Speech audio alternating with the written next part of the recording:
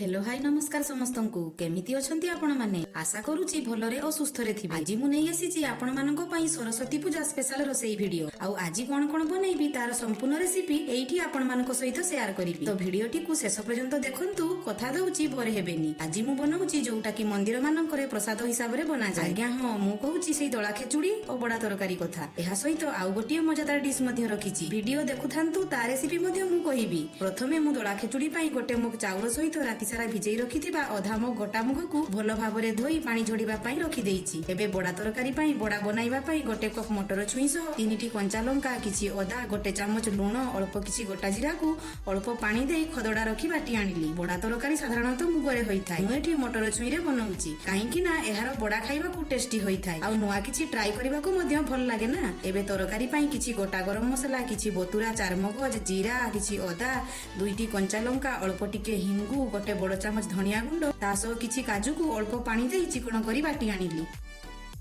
एबे चाउल मुगरु पानी झोड़ी जाइछि ताकू किछि गोटा गरम मसला तेजपत्र गोटे बड़ चामच हळदी गुंड और 2 बड़ चामच गुआ घियो को भलसे गलाई किछि समय रखिदेली। सेही समय भितरे चालंतु बनेइबा बडा तरकारी।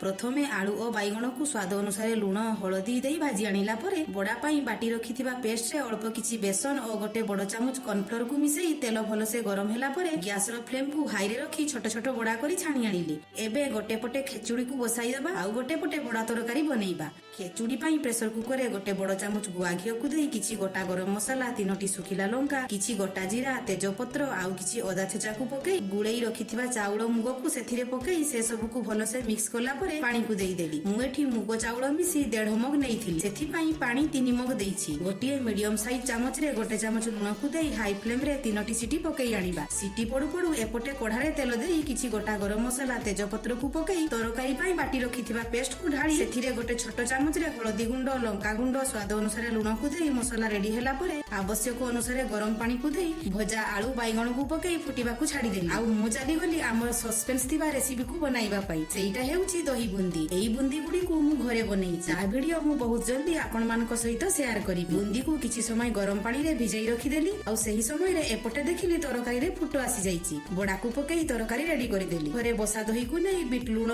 भजा जीरा गुंड लंका गुंड गोलमरिच गुंड चाट मसला और किछि कोटा धनिया पत्र को देई सेथिरे आवश्यक अनुसार पानी देई बुंदी को पकेई रेडी करि देली हमर दही बुंदी। ए चालंतु देखिबा हमर दळा खेचुडी रेडी हैला ना नाही। देखंतु खेचुडी हमर पूरा परफेक्ट होईछि। एबे आ डेरी न करी चालंतु आजिर थाली को बाढ़िबा। एक्चुअली किछि पर्वपर्माणी रे फैमिली संगरे बसी एमिति भलो भलो खाइबा खाइबारे जो मजा ना मु कोन ही कहिबी। आजिर एई वीडियोटी मु एठी शेष करूची। मोर एई वीडियोटी जदी आपण मानकु भलो लागिथिबो तबे प्लीज लाइक शेयर कमेंट करी मो चैनल टी को सब्सक्राइब करिवे। पुनी देखा हेबो नेक्स्ट वीडियो रे।